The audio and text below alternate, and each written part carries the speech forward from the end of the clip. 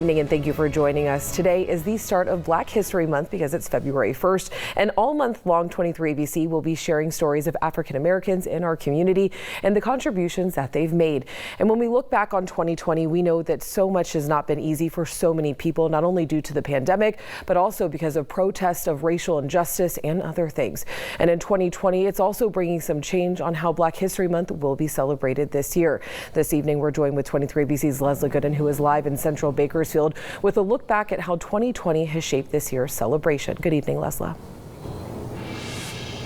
That's right. Black History Month of 2021 is looking very different after a very emotional year. We survived the COVID-19 pandemic. There were protests across the country and a great deal of racial tensions. Now, today I spoke with several activists in our community who share with me that this Black History Month is a time of reflection.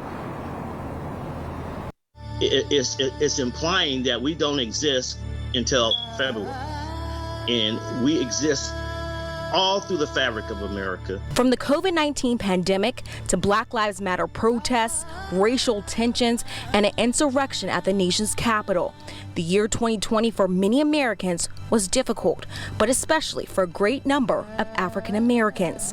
And this is how Dr. Gregory Tatum, pastor of Change Community Church, says this is what being Black in America is like every single day. What it has done for me as an African American in America, it let me understand that we have a whole lot of work to do to educate and to let people know about our history.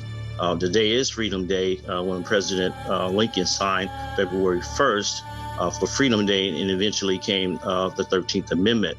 So we're celebrating that, but yet we still need the freedoms. Dr. Tatum explains that everything that took place in 2020 has put a new meaning to 2021's Black History Month. But Tatum is not the only Bakersfield resident who shares these emotions. Patrick Jackson, who has served for the past 9 years as the president of the NAACP of the Bakersfield chapter, says that the unprecedented year has had a major impact in the short run, but he is pushing for the long-term change. Talking rhetoric is one thing, but actually making the important steps of action is a totally different ball game. And the last year has formed and created new activists like Xenia King, the president of the Mothers Against Gang Violence nonprofit, who says the death of George Floyd back in May of 2020 sparked her to create her nonprofit called Mothers Against Gang Violence, full of mothers calling an end to violence, adding that 2020 changed America. Some for good and some for bad. Bad,